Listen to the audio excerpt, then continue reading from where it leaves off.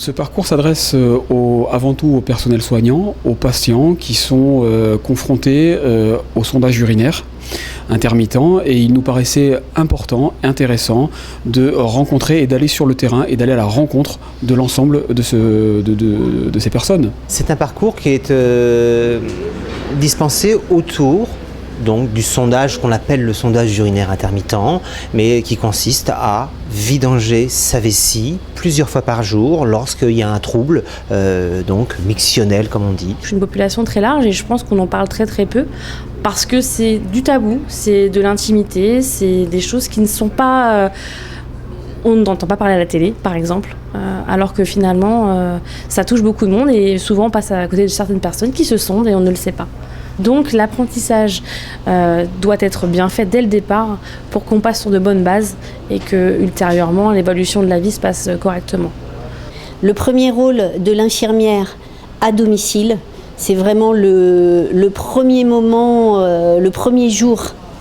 Quand ils rentrent de l'hôpital, ils sont complètement perdus parce que tout ce qui était simple et organisé avec tout le matériel nécessaire à l'hôpital paraissait facile, mais il n'y a plus ça à la maison. Donc je pense que la première fonction qu'on doit avoir, c'est d'être rassurant.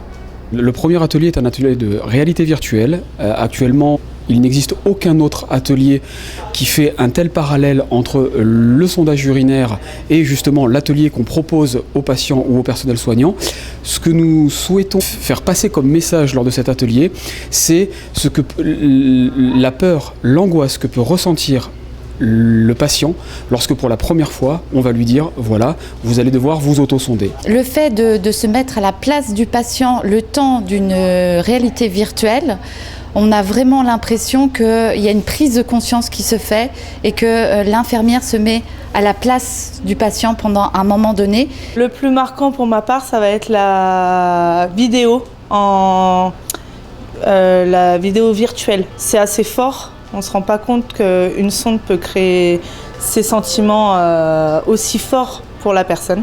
Alors j'avoue que là c'est la première fois que je testais la réalité virtuelle et c'est nettement plus intéressant qu'un cours écrit avec quelqu'un qui blablate pendant 1 heure. Il y a un atelier donc, qui présente une nouvelle technologie qui arrive sur le marché, complètement différente des standards que l'on peut trouver. Une nouvelle technologie de lubrification qui apporte un réel plus pour le patient. Il y a un atelier également Mi Plus qui présente l'ensemble des outils que le personnel soignant, les patients, peuvent avoir à leur disposition, que ce soit des outils digitaux ou matériels. Les nouvelles technologies en fait font partie maintenant des éducations. On utilise pas mal de choses comme ça.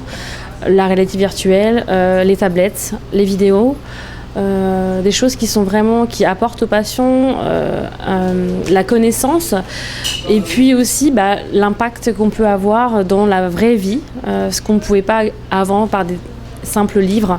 Là, on a le témoignage, on a la vue, on a la vidéo, on a vraiment une réalité qui peut vraiment apporter à une patiente. Le dernier atelier est articulé autour de, je dirais, des solutions éducationnelles. On a notamment un outil où on va pouvoir se créer une vidéo personnalisée en fonction de ce qu'on est, comment on se déplace, quelle est sa mobilité, quelle est sa dextérité, quel est son handicap, s'il y en a un. De fait d'une vidéo appropriée à un patient, va pouvoir vraiment cibler et en plus le patient pourra la revoir. Et ultérieurement, encore une fois, si besoin est, c'est encore une fois, moi je pense, une aide individualisée, plus individualisée et non pas globale, parce que chaque situation est vraiment différente. Et l'apprentissage à un autosondage est vraiment, je pense, quelque chose à apprendre avec beaucoup de précaution et de bienveillance pour que ça fonctionne dans le temps et pour que les gens retrouvent une vie normale.